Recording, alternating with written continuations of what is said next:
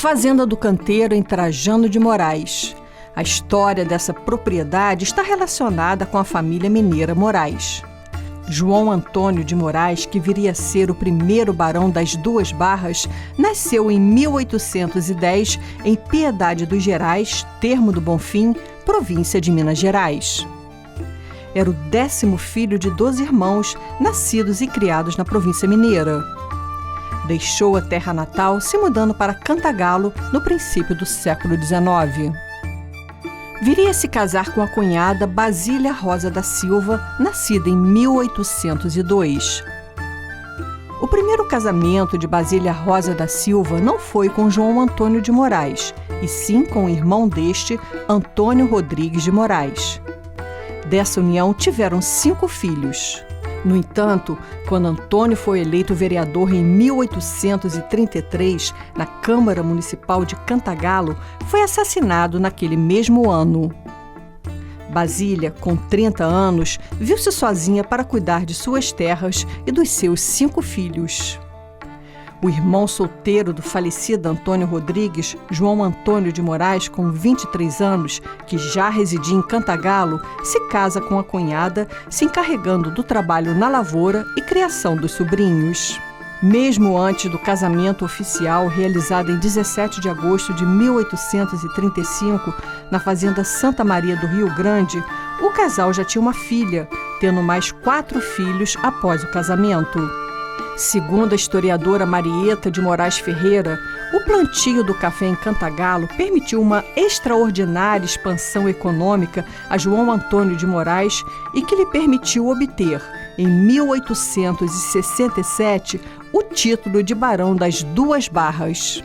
João Antônio de Moraes teve negócios com Antônio Clemente Pinto, o primeiro barão de Nova Friburgo, acumulando grande capital. A documentação relativa aos bens dos barões das Duas Barras indica que apenas cerca de 1/3 de sua fortuna correspondia a terras, escravos e pés de café, e os outros 2/3 representavam dívidas ativas, ou seja, empréstimos a fazendeiros ou parentes e dinheiro em caixa, depositado em bancos ou nas casas comissárias. Uma série de escrituras de confissão de dívida emprestando dinheiro a juros comprova a atividade usurária do primeiro barão das Duas Barras. A casa-sede da Fazenda do Canteiro é típica do centro-norte fluminense do período do Império, construída de maneira simples, sem a opulência das casas-sedes de fazenda do município de Vassouras. As paredes, em sua maioria originais, são de pau a pique, tingidas com cal branca. Tem grande destaque na fazenda o aqueduto do século XIX, pelo qual passava água vindo dos morros, movimentando os engenhos e a roda d'água.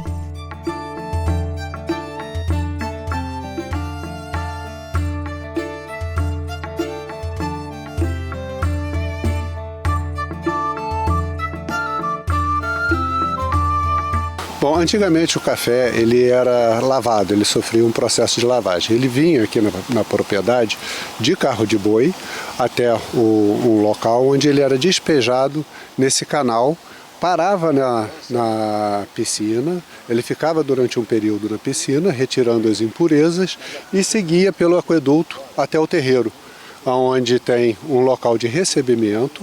E no terreiro ele tinha um processo, um segmento onde ele ia do mais molhado, indo trabalhando dentro do terreiro até chegar ao armazém onde ele estava seco. Ele fazia um caminho até a secagem e armazenagem.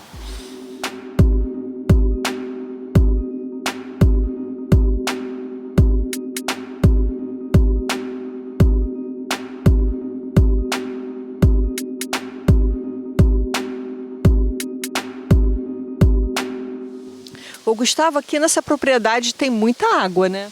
Tem. Nós temos 22 nascentes, temos 3 córregos, que as nascentes são preservadas e são 12 açudes.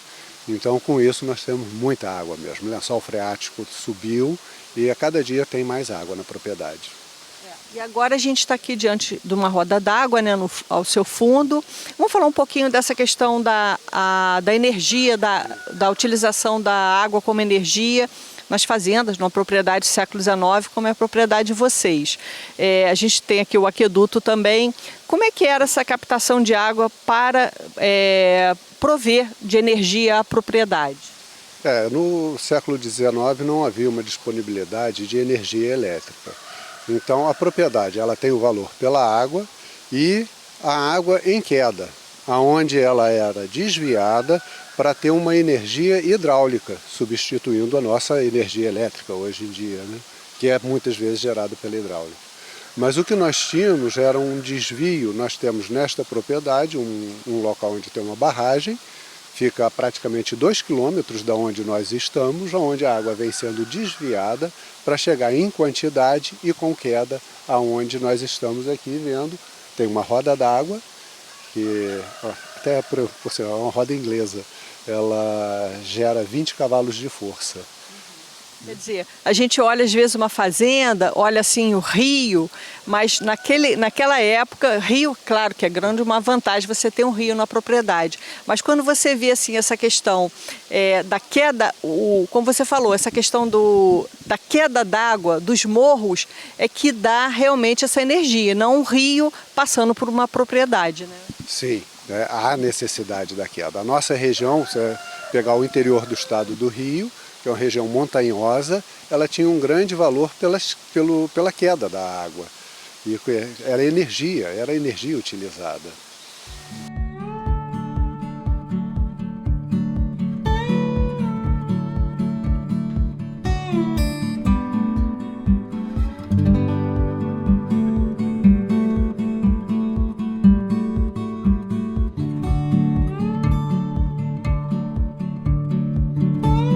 Próxima à casa-sede da fazenda está localizado o moinho para a fabricação de farinha de fubá e canjiquinha.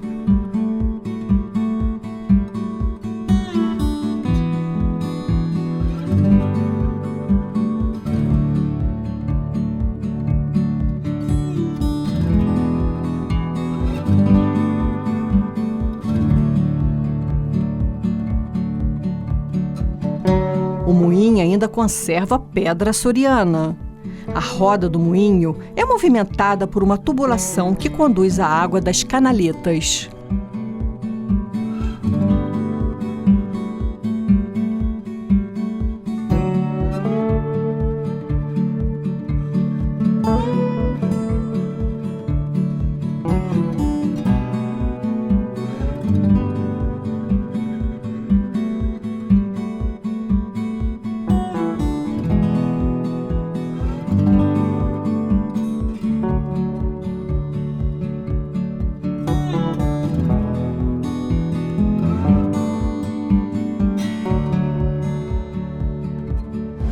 É um moinho de pedra açoriana que os portugueses traziam da ilha dos Açores.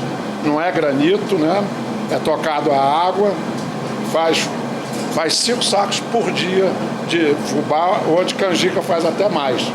E é todo o milho é colhido aqui na fazenda, gasta aqui também para tratar de galinha, porco também, tudo feito aqui dentro da fazenda. E funciona há mais de 100 e tantos anos isso daí. Roberto, você falou, conforme a pressão do moinho, você faz ou o fubá ou a canjiquinha. Não é a pressão, você regula a pedra de cima. São 2 pedras aqui. Tem uma embaixo fixa e a de cima que gira, que a água toca, né? Aí você regula a altura, se ficar mais apertado, sai fubá. Se levantar um pouco, sai canjica. Ou canjicão, né? E custo aí 0, né? Porque a energia é a água, né? Outra coisa, essa questão da pedra vulcânica, quem não tem condições de ter na sua propriedade, quem não tinha condições na época de ter na sua propriedade a pedra vulcânica, existe alguma pedra no Brasil que possa ter essa função? Granito, né? A maior parte dos moinhos são de pedra de granito, né? Esses primeiros que vieram que trouxeram essas pedras da ilha dos Açores, né? Então por isso pedra açoriana, né?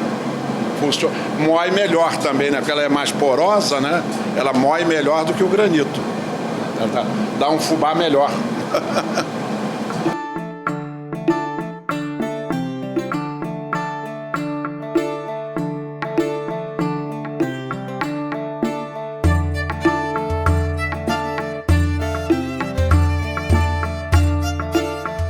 roda d'água permanece em seu local de origem e tem plenas condições de funcionamento, bem como toda a canalização do aqueduto necessária para mover a roda. Encontram-se ali também as engrenagens de tração da usina e algumas máquinas de moer. A água desce pelas canaletas de pedra, atravessando a mata, até atingir o lago de piscicultura, as caixas de limpeza e um antigo tanque de lavagem de café, de onde segue para percorrer o aqueduto. Assim, o café já lavado era levado para o tanque de recolhimento a fim de ser espalhado no terreiro de secagem.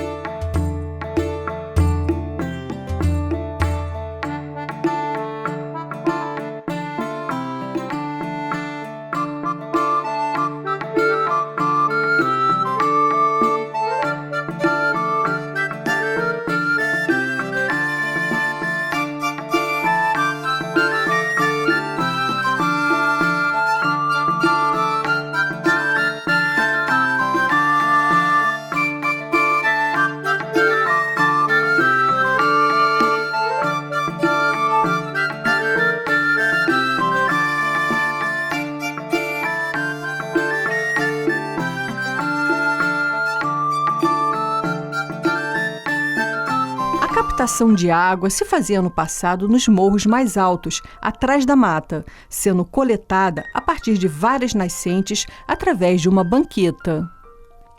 Foram construídos diversos açudes para garantir a reserva nos meses mais secos. Quando a água do açude transborda, ela é coletada para o antigo sistema de banquetas, refazendo todo o percurso existente há mais de um século.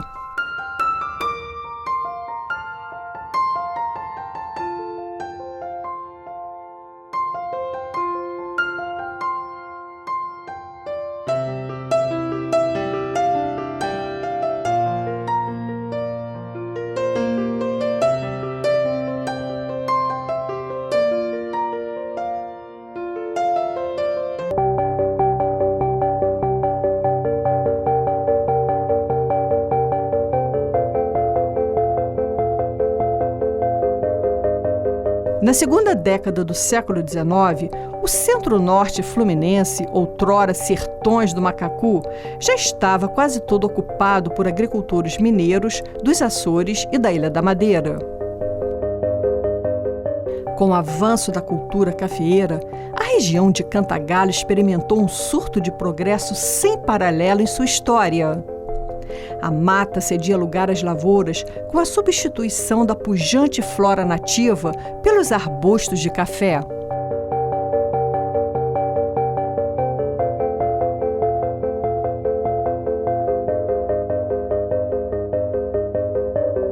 Em razão do cultivo do café, Cantagalo passa a possuir um dos maiores plantéis de escravos do país e, consequentemente, se tornar um dos maiores produtores, gerando uma nobreza local. 19 fazendeiros dessa região receberam títulos nobiliárquicos, entre eles João Antônio de Moraes, o primeiro barão das Duas Barras. Essas imagens, feitas no princípio do século XX, nos dão exatamente a noção de como era o processo de secagem nos terreiros de café nas fazendas do século XIX.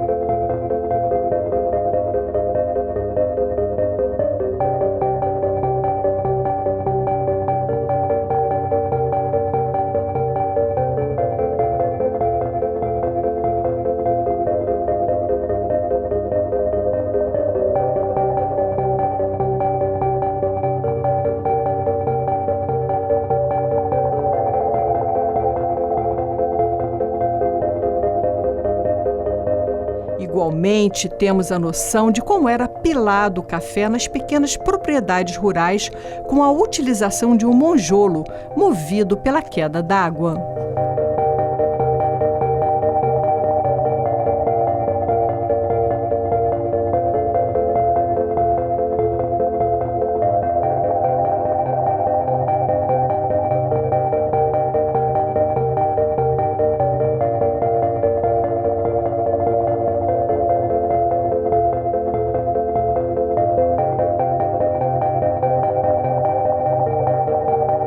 No final do século XIX, quase todas as propriedades rurais do centro-norte fluminense se encontravam em dificuldades financeiras.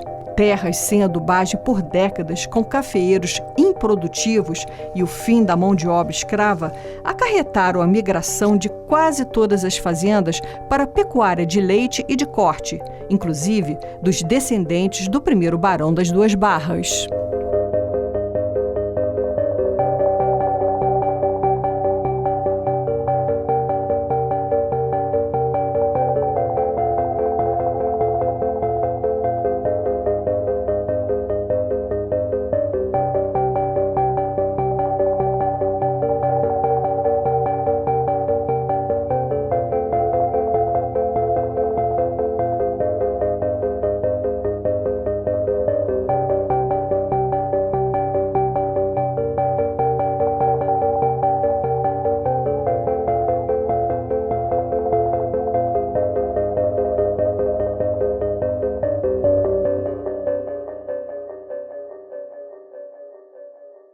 A fazenda do Canteiro passou a produzir cachaça, um produto extremamente ligado à história do Brasil e hoje uma marca registrada como nacional. Boa parte das propriedades rurais desde o Brasil colônia fabricavam cachaça. Era uma aguardente popular e distribuída pelos proprietários aos seus escravos para lhes minimizar o trabalho árduo no eito. Atualmente, a cachaça, de uma bebida consumida outrora apenas pelas classes populares, passou a ser igualmente apreciada por todas as classes sociais do país. Gustavo, você vai iniciar aqui a produção de cachaça na Fazenda Canteiro. Você comprou uma marca, uma expertise de uma cachaça também do século XIX, né? Sim, eu comprei em Madalena uma marca chamada Fazendinha, que é de 1895. E acompanhando o estoque que eles tinham, todo o processo de produção, o equipamento, também tem a expertise que veio junto. Toda essa expertise foi passada, onde nós estaremos utilizando a mesma para conseguir a mesma qualidade, né, que é um produto de excelência. E nós já começaremos a produção esse ano. E você já fez um curso, também um treinamento, você já é um cachaceiro, né? Você fez esse curso aonde? Eu fiz um curso em Itaverava, tem um local chamado Taverna de Minas, que oferecem cursos de mestre alambiqueiro, de blending e outros cursos. Eu já fui para lá, já fiquei uma semana, fiquei com amigos que produzem cachaça também. E vocês já estão com plantação de cana, né, para iniciar todo esse processo da cachaça, né? Sim, já estamos ampliando, já tem cana plantada e ampliando a área plantada, que o ano que vem já vai precisar de muito mais do que esse ano. E agora, explica um pouquinho para a gente vê aqui um barril, qual a madeira? Carvalho?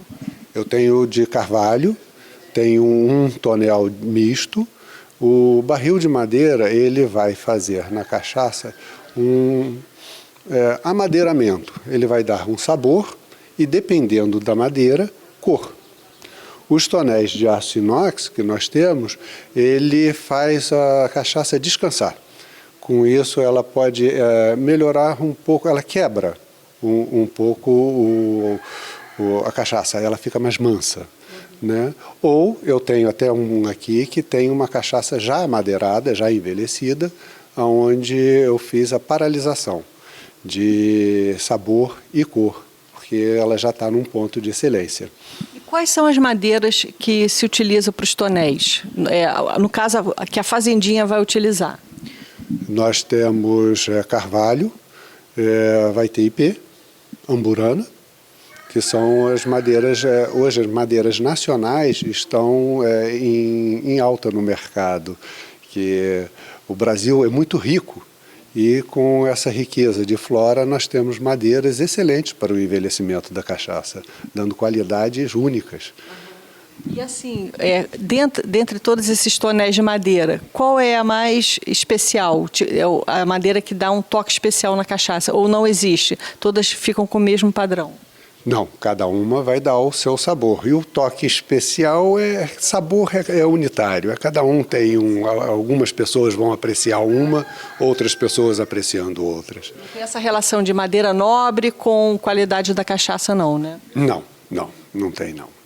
E o que eu vejo é que está aberto a todos, né? E a gente tem o produto nacional, cachaça é um produto nacional, só o Brasil tem o nome cachaça, e agora a gente tem que ampliar os nossos horizontes. E a pessoa assim que é especialista em cachaça é cachacier mesmo? É cachacier. E o apreciador? É um apreciador, não é cachaceiro. Cachaceiro foi um nome pejorativo que tinha no Brasil. Hoje em dia ele já está ficando um nome interessante, né? João Antônio de Moraes, o primeiro barão das Duas Barras, chegou a possuir 22 fazendas, sendo elas Santa Maria do Rio Grande, Macabu, Barra, Bonança, Boa Esperança, Coqueiro, Córrego Alto, Engenho da Serra, Engenho Velho, Freijão, Glória, Grama, Monte Café, Neves, Olaria, Paraíso, Ribeirão Dourado, Santa Alda, São Lourenço, Sobrado, Rio São João em Minas Gerais e a Fazenda do Canteiro. Aproximadamente 1.000 escravos trabalhavam nessas 22 fazendas. Em virtude da lei de 1850, conhecida como Lei Eusébio de Queiroz, que aboliu o tráfico intercontinental de escravos, era evidente que o trabalho realizado por cativos estava com os dias contados no Brasil. O primeiro barão das Duas Barras foi um dos raros fazendeiros que se prepararam para o fim da escravidão. Libertou antecipadamente alguns escravos, lhes doou pés de café e terras, bem como a 4ª parte de uma sesmaria em sua fazenda Santa Maria do Rio Grande. Garantiu com esse gesto que, com o fim da escravidão, mantivesse os libertos em suas propriedades como trabalhadores rurais. Por isso, de acordo com a memória familiar, se diz que nas fazendas dos Moraes, os escravos não foram embora quando veio a libertação. Em toda a sua vida, o primeiro barão das Duas Barras teve costumes patriarcais mineiros. A sua mesa era mineira, frugal e abundante. Nela apareciam regularmente a canjica, as pipocas, a couve mineira, o caldo de unto e a rapadura. Preferia a calça e a camisa de brim mineiro aos finos tecidos importados. Manteve-se um homem rural que não se urbanizou. Não construiu residências nas vilas e não ocupou cargos públicos. Nunca mandou fazer um brasão e não chegou a ter louças e cristais com seu monograma.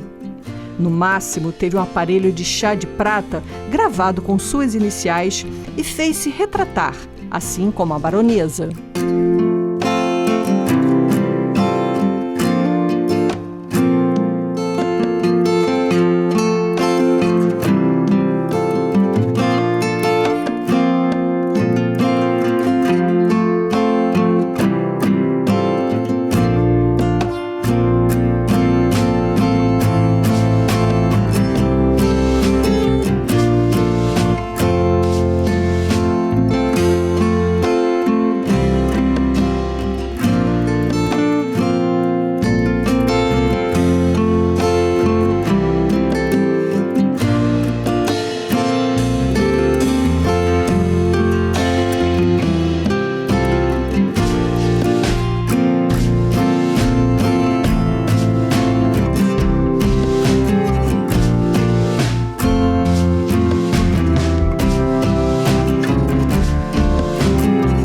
João Antônio de Moraes faleceu no ano de 1883 e sua esposa Basília no ano seguinte.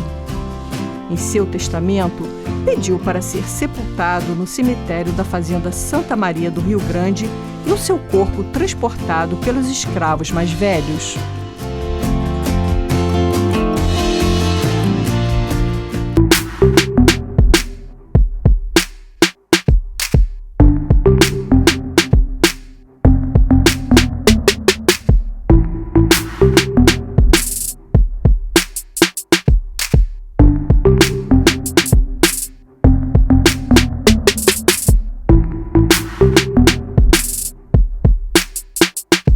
Os descendentes do barão e da baronesa das Duas Barras se mudaram para Nova Friburgo na segunda metade do século XIX em busca de um estilo de vida urbano e escola para os filhos. O segundo barão das Duas Barras construiu um palacete em Nova Friburgo que pertence atualmente à Faculdade de Odontologia da UF. Depois de sucessivas transmissões hereditárias ao longo de décadas, o último herdeiro entre os Moraes da Fazenda Canteiro foi Flávio Lynch. Foi igualmente legatário de um significativo plantel de gado bovino e dedicou-se à pecuária leiteira, vindo a ter uma produção expressiva. Em 1983, Flávio vendeu a fazenda ao casal Roberto William Etz e Teresa Cristina Vieira Machado Etz, que reformaram a sede. Cultivam variados tipos de hortaliças, frutas, pecuária de corte, se dedicando ao agronegócio, que transformou a fazenda do Canteiro em uma propriedade altamente produtiva. Foi a partir dos anos de 1930, com a política de modernização da agricultura, que se começou a falar mais explicitamente da existência de uma agricultura capitalista no Brasil, de empresas rurais e de empresários rurais.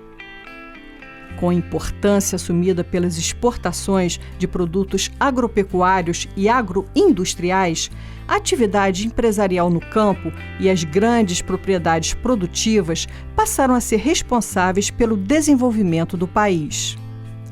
Nos anos de 1980, começa-se a substituir a palavra agropecuária por agroindústria. O aumento expressivo das exportações de produtos agrícolas e agroindustriais, o uso de máquinas e insumos modernos levou à adoção da expressão agronegócio. Por ser a principal atividade econômica do país, o governo federal passou a se preocupar com o escoamento dos produtos agropecuários, investimentos em pavimentação de estradas, na construção de ramais ferroviários e no aumento da navegação fluvial. O papel do Estado, embora minimizado pelos críticos da dinâmica do agronegócio, permanece atuante, seja por meio de políticas setoriais, seja por intermédio de políticas de infraestrutura e pelo estabelecimento de um marco regulatório nas relações de trabalho e meio ambiente. O agronegócio é o que sustenta a economia do Brasil, mas para os empresários é um setor extremamente tributado, uma atividade que paga muito imposto em comparação com os outros países.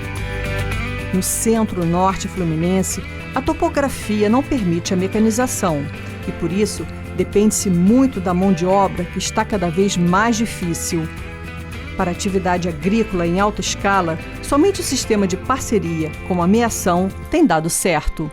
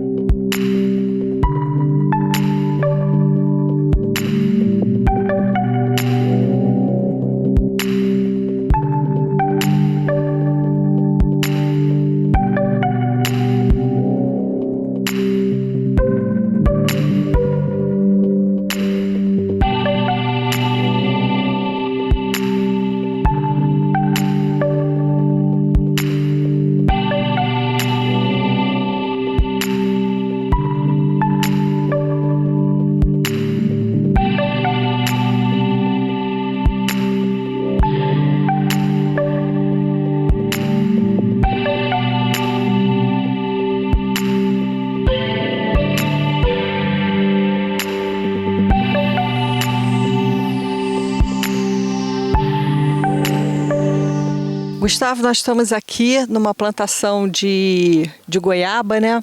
Eu queria que você falasse um pouquinho de como está hoje o agronegócio, né? Como é que está a questão da mão de obra, de mercado, comercialização. Por exemplo, o seu pai me disse que vocês já tiveram lavoura de pimentão, né?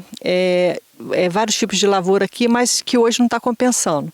Como é que está hoje assim, a vida de um agricultor, né? de um fazendeiro, né? Bom, nós tivemos, durante o nosso início de vida, da vida dele, foi plantando tomate, pimentão, jiló, que são lavouras que dependem de muita mão de obra. Hoje em dia nós estamos mais voltados para a fruta. Um dos motivos é a mão de obra, que o sistema foi mudando ao longo dos anos. E hoje em dia a gente está mais com a fruta.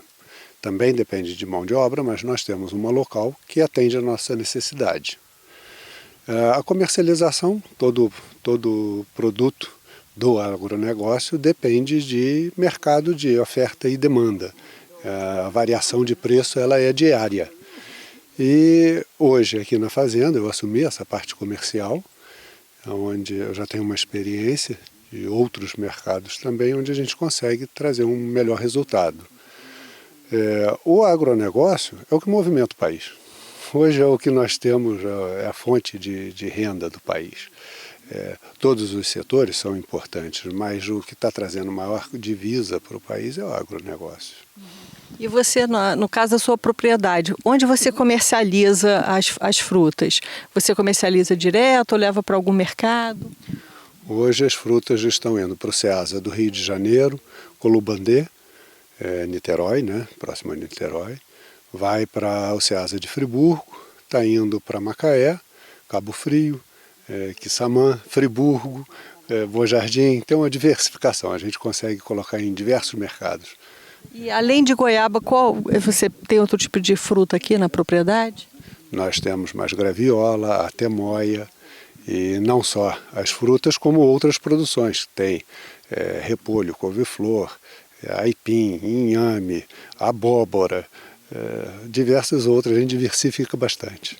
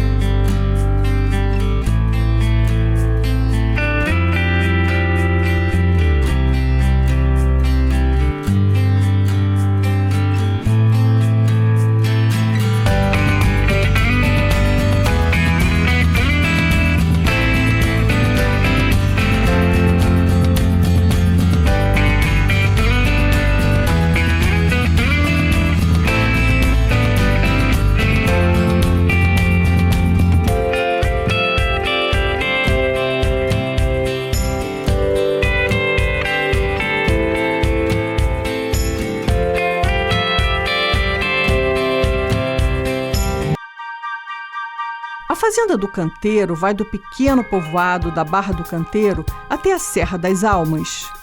A terra é fértil, sendo denominada de argila arenosa. Ao longo do caminho, é possível observar o relevo acidentado que caracteriza a paisagem da região. Ocasionalmente, nos deparamos com imensos paredões rochosos. Pelas encostas, escorrem expostas abundantes quedas d'água provenientes das nascentes e lençóis aquíferos, os quais alimentam os rios e córregos da região, como o Córrego das Neves. A Casa de Vivenda da Fazenda do Canteiro recebeu intervenções ao longo dos anos, as quais alteraram a sua volumetria, bem como a divisão interna dos ambientes. O conjunto da sede é formado por um majestoso casarão e o antigo terreiro de secagem de café, secado por um espesso muro de pedra, permite o vislumbre perspectivo do casarão. Adjacentes ao terreiro estão a tulha e a usina. A propriedade tem currais para o gado, criação de galinhas e porcos. possui ainda palmeiras imperiais e um pomar como área de transição entre a mata e a área edificada. Ao fundo está a reserva florestal de cerca de 50 hectares, que envolve toda a propriedade, implantada em um vale para onde convergem as águas que provêm dos morros circundantes, garantindo um microclima diferenciado. A Fazenda do Canteiro está credenciada para receber visitantes no circuito de turismo rural. A vantagem é de que o visitante, além de desfrutar de uma atmosfera histórica do período do Império, conhece uma propriedade em plena atividade produtiva que cultiva frutas, legumes e verduras, além da criação de animais. Agrega valor ao passeio a produção de goiabada, geleias e a fabricação de cachaça, cuja marca remonta ao século XIX. Percorrendo a propriedade a cada instante uma agradável surpresa, uma árvore de urucum utilizada pelos índios para pintura no rosto e nos dias de hoje um grande tempero na preparação de diversos pratos na gastronomia.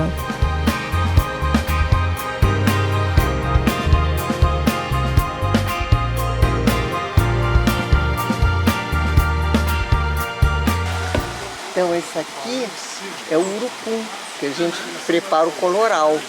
Aqui na fazenda nós sempre fazemos o coloral. Já está na época de começar a colher, porque tem que ser antes da sementinha cair. Ela já está, ó. Aí, a cor maravilhosa. Aqui, ó. Então os índios se pintam com essa cor linda. Na época de guerra, eles fazem aquelas pinturas no rosto. É uma farra aqui quando a criançada vem mostrar. E isso aqui nós fazemos o tempero, o coloral, delicioso para botar no macarrão. Eu uso até muitas vezes, como eu tenho a facilidade de ter aqui as sementinhas, boto isso aqui mesmo no macarrão, porque tem um perfume maravilhoso, é uma delícia.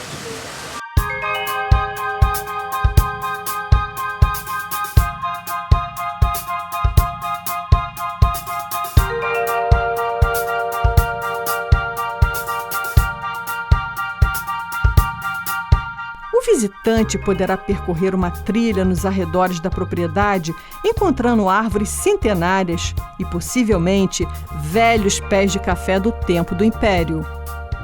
A paisagem rural é de uma beleza extraordinária, onde o gado da fazenda pode ser avistado nos morros que outrora estavam repletos de pés de café.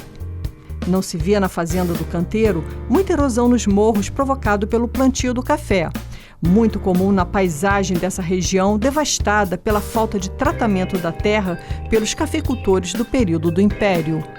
Nas proximidades, um paisagismo que dá um toque sofisticado ao ambiente rural.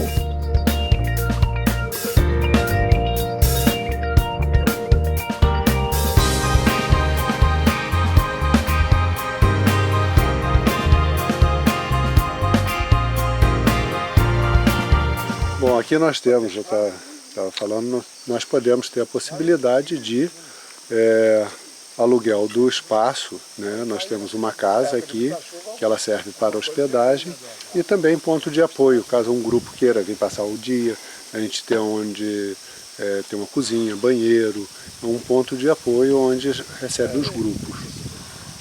Já está funcionando para receber, né?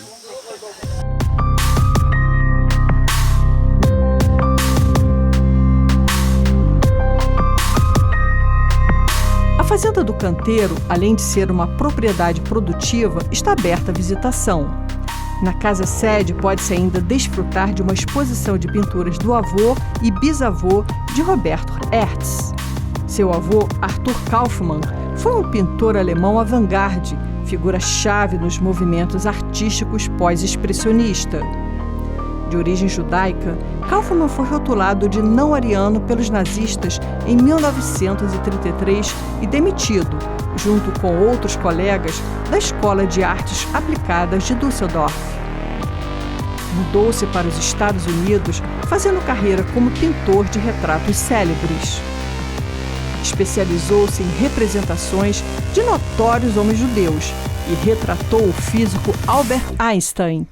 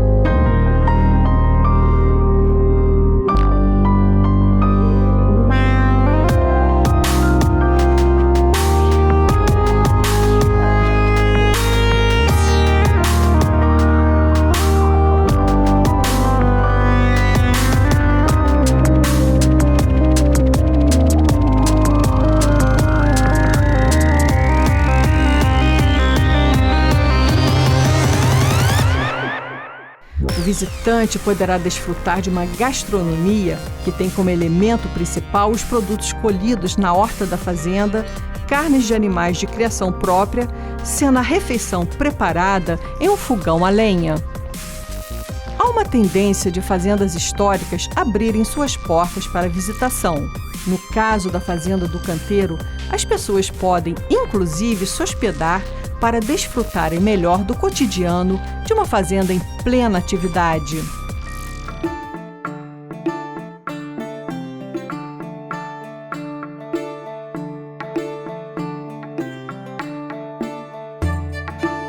A Fazenda do Canteiro está nas redes sociais, no Instagram, e mais informações podem ser obtidas com Gustavo Etz.